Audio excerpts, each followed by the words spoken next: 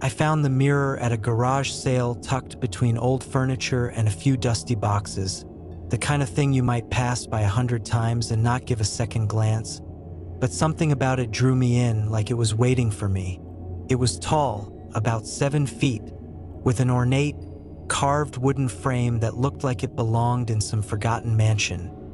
The kind of mansion that's been left to rot for decades but still has remnants of its former glory. The frame was intricately designed, with vines and flowers, though something about the way the wood twisted gave me an eerie sense, like the flowers were dead, and the vines were strangling the life out of them. But the glass itself was pristine. No smudges, no dust, almost unnaturally clear, like it had just been cleaned, even though the rest of it looked like it hadn't been touched in years. The old man running the sale didn't even know where it came from. He said it had been in his attic for as long as he could remember and wanted it gone. He let me have it for next to nothing, which seemed like a steal. Carrying it home wasn't easy, but once it was in my living room, it felt right, like it belonged there. I set it against the wall opposite the window, where the light caught it just right, illuminating the room in a strange, almost too bright reflection. That's when I noticed something strange. Behind the mirror, there was a faint crinkle. I hadn't noticed it before, but there was something wedged between the back of the mirror and the wooden frame, like a piece of paper stuck there. It didn't seem too difficult to reach, so I tilted the mirror slightly, just enough to slip my hand behind it, and I pulled out a folded piece of parchment. The paper felt old, brittle in my hand, like it had been there for ages. Unfolding it, I found a list of handwritten instructions, but the ink looked fresh, the lines still sharp and clear, though the handwriting itself was jagged, uneven, as if the person writing it had been in a rush or in a panic. The rules on the paper were simple but terrifying, though at first, I didn't understand what they meant. Rule 1. You have 24 hours. Rule 2. You must complete all tasks before time runs out. Rule 3. Don't break the mirror. I stared at the words, confused, trying to figure out if this was some kind of prank. The last line at the bottom, hastily scrawled as if an afterthought, read, "Do not trust what you see." Before I had time to process what it meant, something about the mirror caught my attention.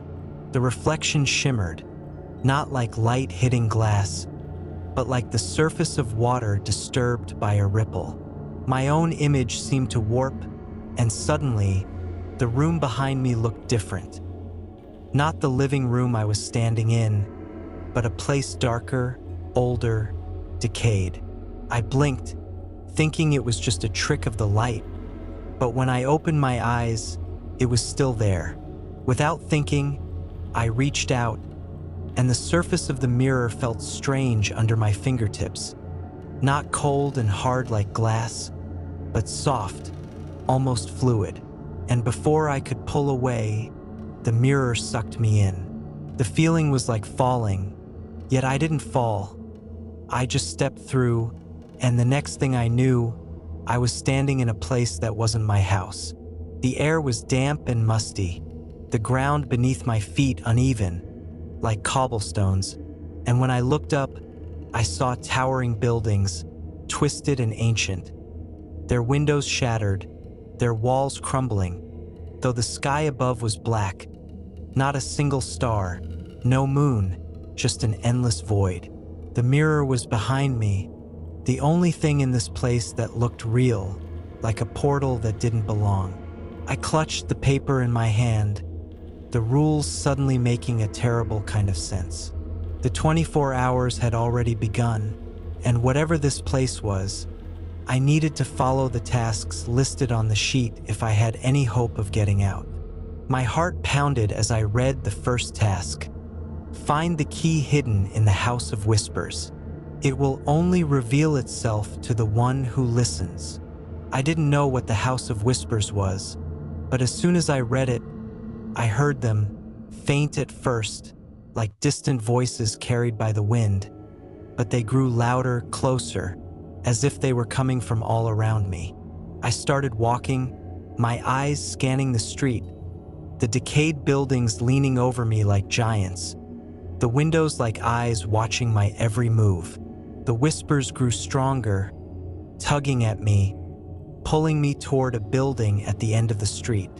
It was larger than the others, its doors wide open, though inside was nothing but darkness.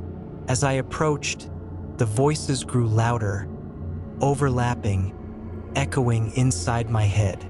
I stepped through the doorway, the air colder, biting at my skin, and the whispers became words, jumbled, chaotic, but I could make out a few.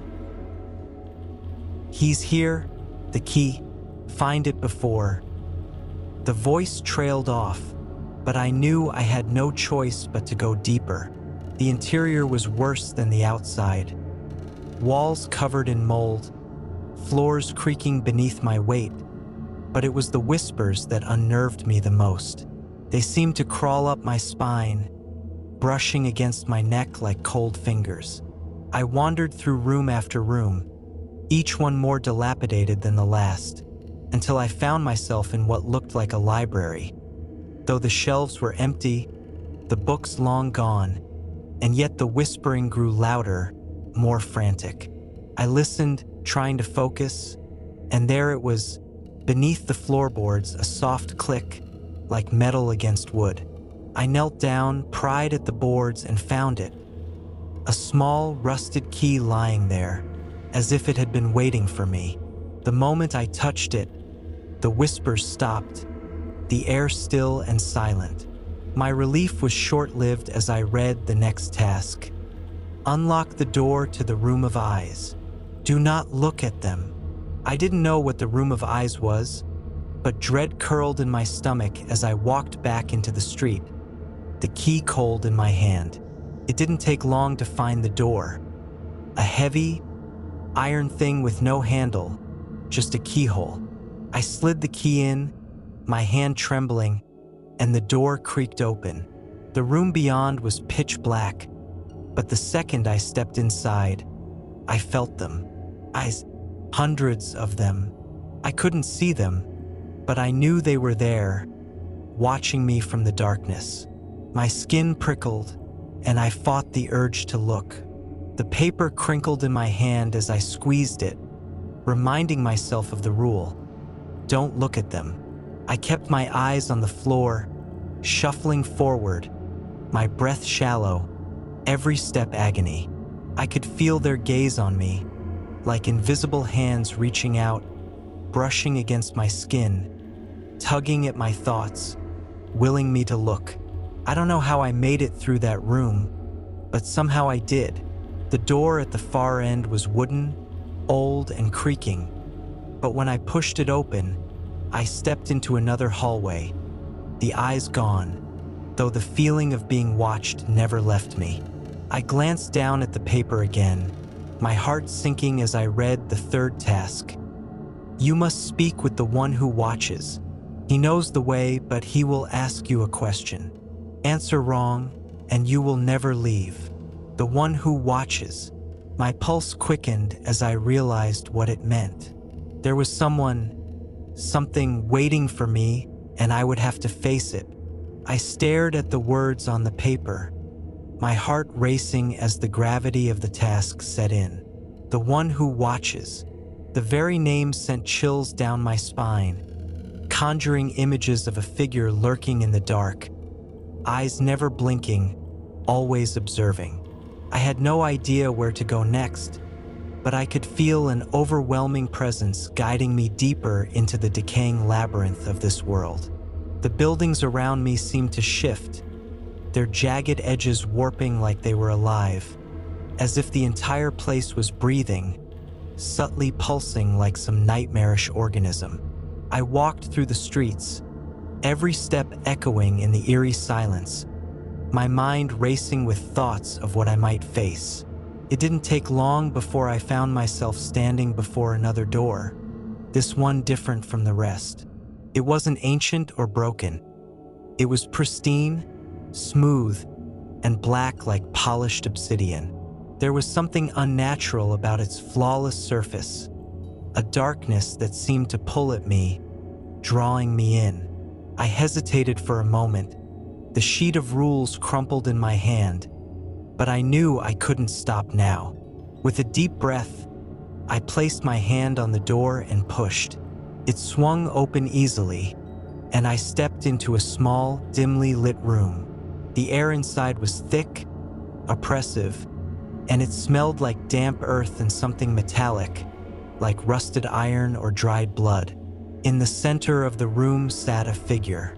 He or it was seated in a high-backed chair, facing the far wall, cloaked in a long, tattered robe of dark fabric that seemed to move on its own, as if caught in some invisible breeze. I couldn't see his face, just the outline of a hood pulled low over his head. But I knew instinctively that this was the one who watches. He didn't move, didn't speak.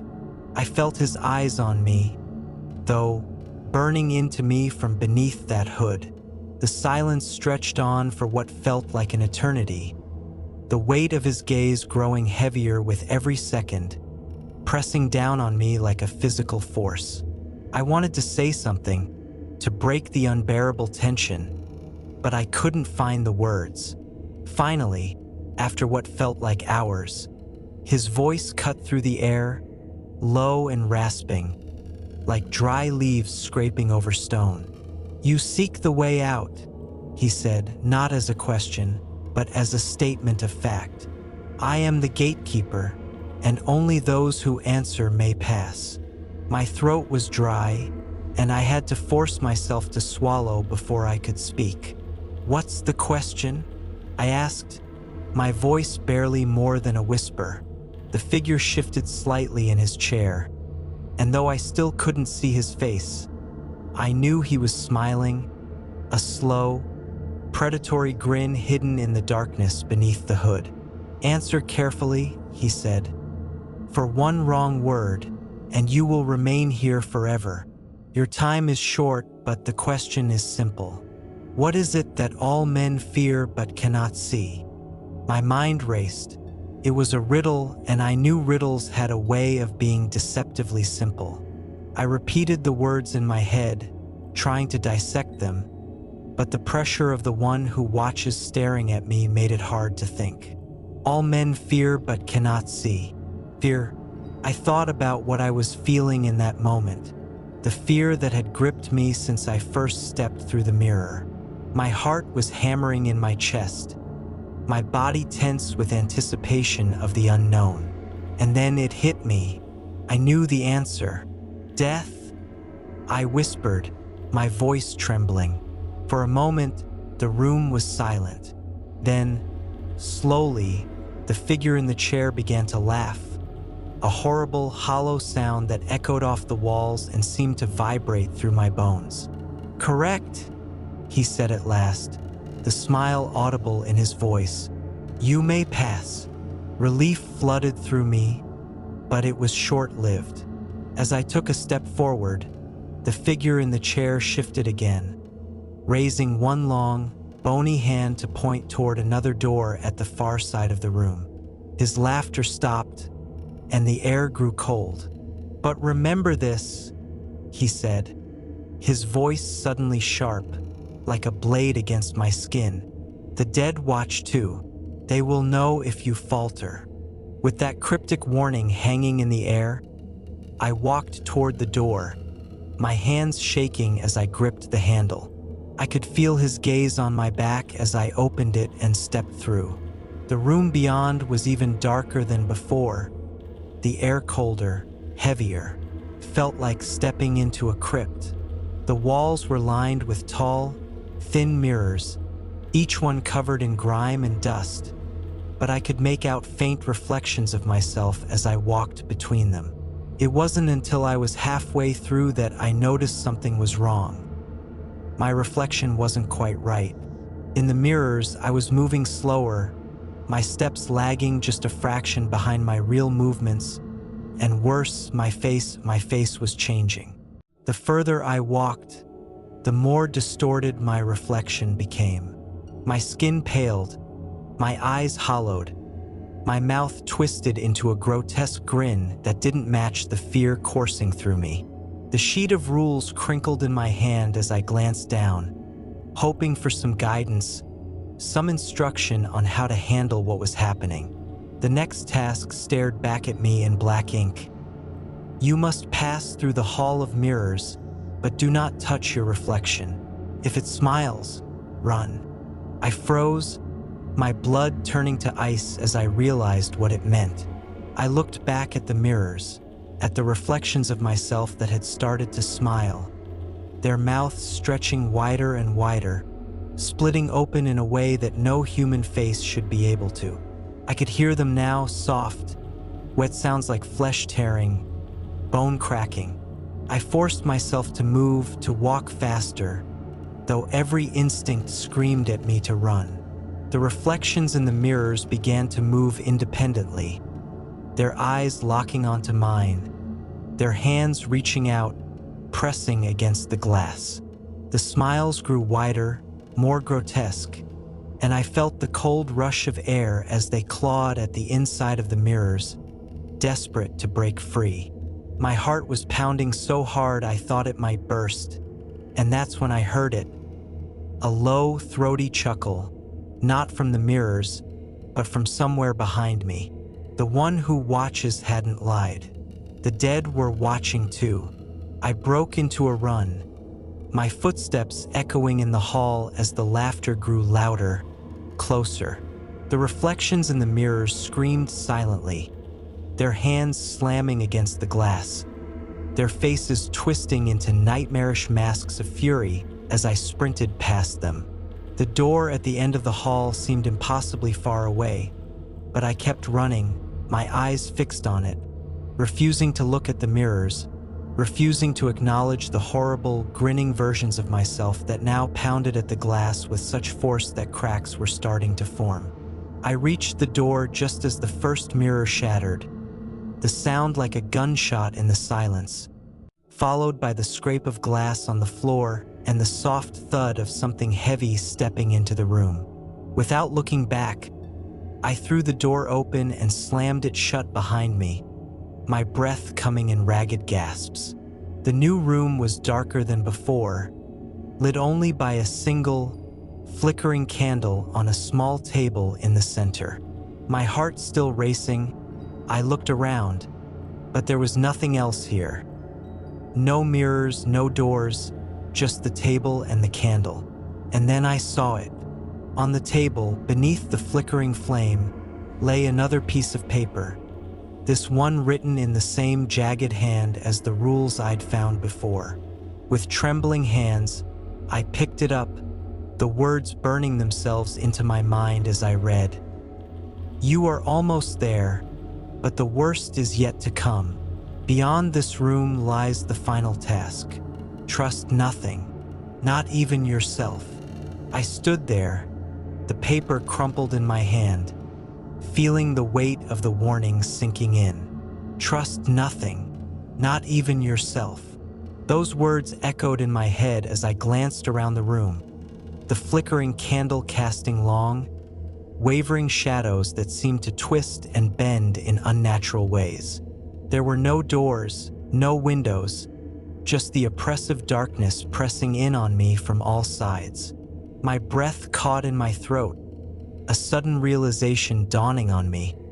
How was I supposed to leave? The candle's flame danced erratically, casting flickers of light over the old parchment that seemed to mock me.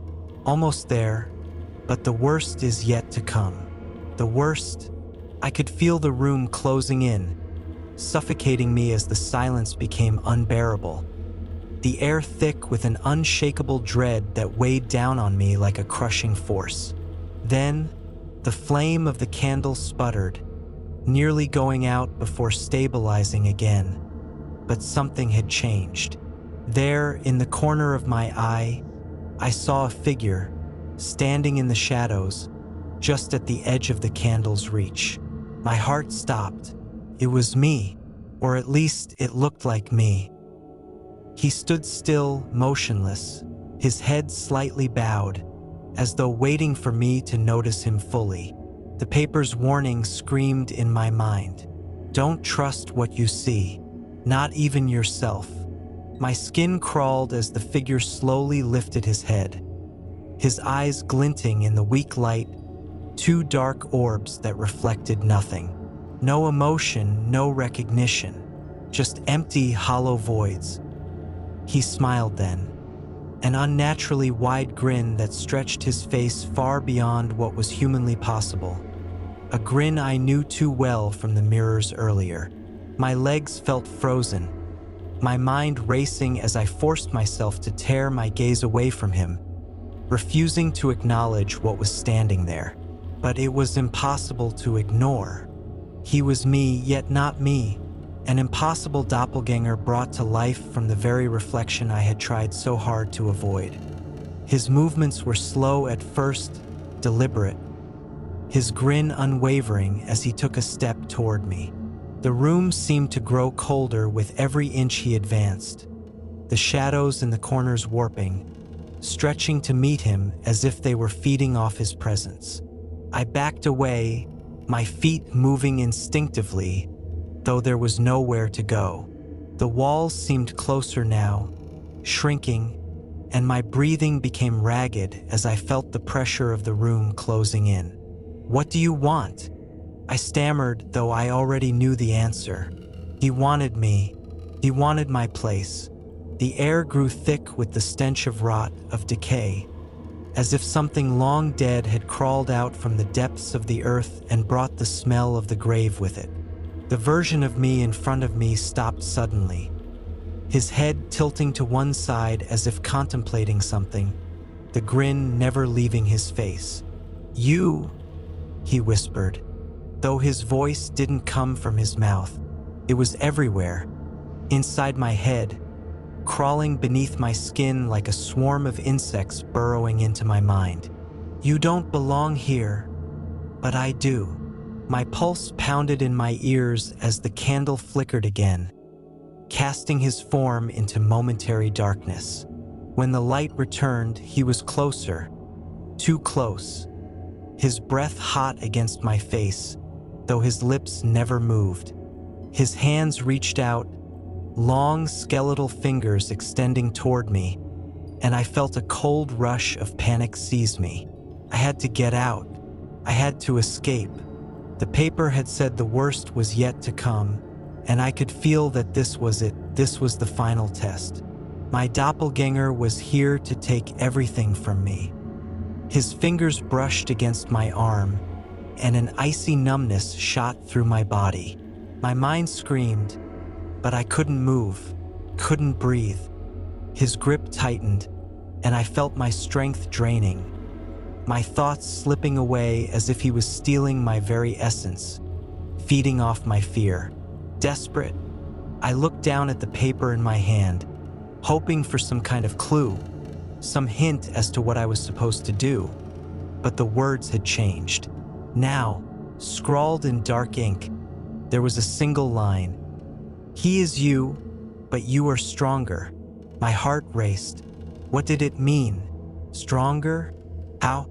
His grip tightened further, pulling me closer, his hollow eyes boring into mine, and I could feel my own face twisting into a mirror of his, the smile creeping onto my lips against my will. I was becoming him. The room around me began to warp and distort, the walls bending and stretching as if the very fabric of reality was coming undone. I had no choice. I couldn't fight him physically, but maybe, just maybe, I could fight him another way. I closed my eyes, focusing on my own heartbeat, my own thoughts. He was me, yes, but I was real. I was the original. I forced myself to remember who I was, every detail of my life, every memory, every moment that made me who I was. And as I did, I felt his grip weaken, just for a moment. I opened my eyes, and for the first time, I saw hesitation in his. The grin faltered just slightly, and I knew I had found a way in. I pushed back, mentally, emotionally, reclaiming my sense of self, my identity, every thought that made me real. The more I focused, the more his form wavered, flickering like a faulty light bulb. "I am me," I whispered, the words growing stronger as I repeated them. "I am me." His form began to crack, fissures running through his skin like shattered glass, the grin finally breaking as his face twisted into something grotesque, monstrous, as he tried to hold on. But it was too late. With a final scream, his body shattered into 1,000 pieces, the fragments of his existence disintegrating into the air like ash. The room went deathly silent. The candle's flame flickered once, then steadied. I stood there, breathing heavily, my hands trembling as I looked down at the crumpled paper in my hand. The final task had been completed, but I was not out yet. There had to be one last thing, one final step to escape this nightmare.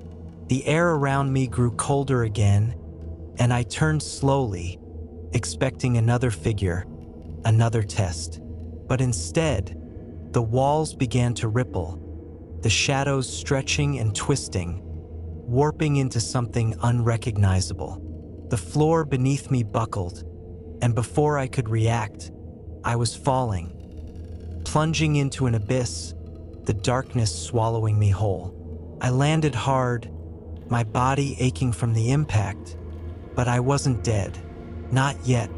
I blinked, trying to make sense of my surroundings, and slowly, shapes began to form in the darkness.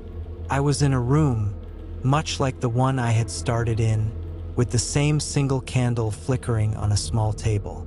But something was different. The air was thick with an overwhelming sense of dread, more intense than anything I had felt before.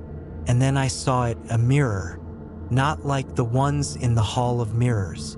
This one was different. It was the same mirror I had bought at the garage sale, standing in the center of the room, its surface pristine, almost glowing in the dim light. This was it. This was my way out. I stepped forward, my heart pounding, every instinct telling me to be cautious, but I couldn't turn back now. The paper's final words echoed in my mind.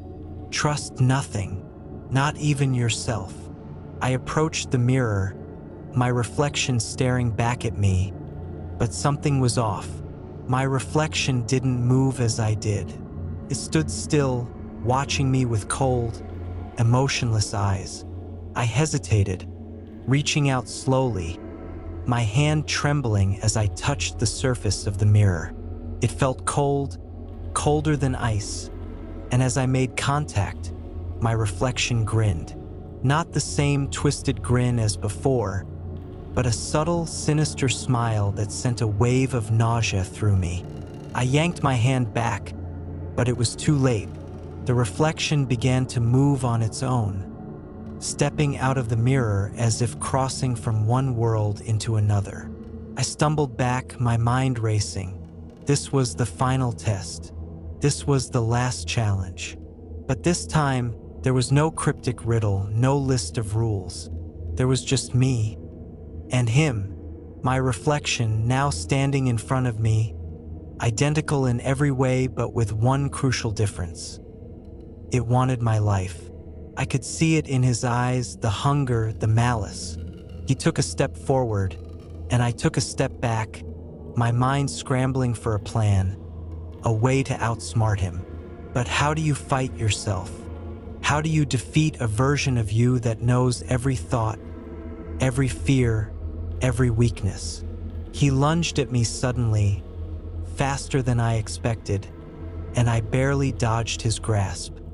His hands clawed at the air, his expression twisted with rage. This wasn't just a reflection. It was something far worse, something that had been waiting for me, feeding off my fear, growing stronger with every test, every challenge I had faced. And now it was ready to take my place. I darted around the room, my mind racing, trying to think of a way out. The mirror, That had to be the key. But how? I couldn't break it. One of the rules had been clear about that. Breaking the mirror would trap me here forever. But maybe, just maybe, I could use it. I glanced at the mirror, my mind racing as my reflection stalked me around the room, his twisted grin widening with each passing second. He knew I was running out of time. The paper had said I had only 24 hours to escape, and I could feel every second ticking away like a noose tightening around my neck. My heart pounded in my chest as I looked between him and the mirror, a desperate idea forming in my mind. I couldn't break the mirror, but maybe I didn't need to. Maybe the answer wasn't in escaping through it, but trapping him inside it. I waited for him to lunge again, my muscles coiled, every nerve on fire. As he charged toward me, I spun at the last second, dodging his grasp and positioning myself directly in front of the mirror. My reflection, his reflection, locked eyes with me, and I saw the brief flicker of surprise. He knew what I was planning, but it was too late. I shoved him with all the strength I had left, pushing him toward the mirror with a force born of desperation. His body collided with the glass, and for a split second, nothing happened. Then, with a sickening shudder, the surface of the mirror rippled like water, pulling him in. His hands clawed at the air, his eyes wide with fury, but the mirror was already absorbing him, dragging him back into the reflection where he belonged. I watched, breathless, as his form twisted and warped, his body dissolving into the glass until all that remained was my reflection, my true reflection. I stood there, panting, staring at myself, my heart still racing from the encounter. For a moment, I couldn't believe it had worked. I had done it. I had beaten him. But the ordeal wasn't over yet. I still had to get out. I turned to the crumpled paper in my hand, hoping it would tell me what to do next. But the words had faded, leaving the page blank. Panic surged through me. What now? How was I supposed to escape then? As if in response to my unspoken question, the mirror's surface shimmered again, but this time it wasn't pulling anything in. It was opening. The glass seemed to part, revealing a swirling vortex of light and darkness beyond. My heart leapt in my chest. This was it, my way out. Without a second thought, I stepped toward the mirror, my body trembling with exhaustion and fear. The vortex pulsed, growing brighter and darker at the same time, an impossible paradox that seemed to defy the laws of nature. I hesitated for only a moment, then plunged into it, the sensation of being pulled through space and time washing over me like a tidal wave. The world around me spun, colors and shapes blurring together in a dizzying array of light and shadow. I felt weightless, untethered, as if I were being ripped apart and reassembled all at once. And then, just as suddenly as it had begun, it stopped. I stumbled forward, gasping for breath, and found myself standing in my living room. The mirror was there, hanging on the wall, its surface smooth and still, as if nothing had ever happened. I looked around, half expecting my twisted reflection to come lunging out at me again, but everything was quiet. The room was just as I had left it, the eerie silence a stark contrast to the horrors I had faced on the other side. I took a deep breath, my hands shaking as I crumpled the paper one last time and tossed it onto the floor. Whatever curse or entity had been tied to the mirror was gone now, sealed away in the glass where it belonged. I had made it. I had survived. But as I stood there, staring at the mirror, a chilling thought crept into my mind. The paper had said 24 hours. I glanced at the clock. It had only been a few minutes since I had brought the mirror home. Time worked differently on the other side. I shivered, a cold dread settling into my bones as I realized I couldn't keep the mirror here. It was too dangerous, too unpredictable. I grabbed a sheet from the closet and threw it over the mirror, covering its reflective surface. I couldn't risk looking into it again, not after what I had seen. And as I turned to leave the room, the hairs on the back of my neck stood on end. From beneath the sheet, faintly, I heard it, the sound of scratching, as if something or someone was trying to claw its way back out. I froze, my heart pounding in my chest as the scratching grew louder, more insistent, like nails scraping against glass. I backed away, my eyes locked on the mirror, now hidden beneath the sheet.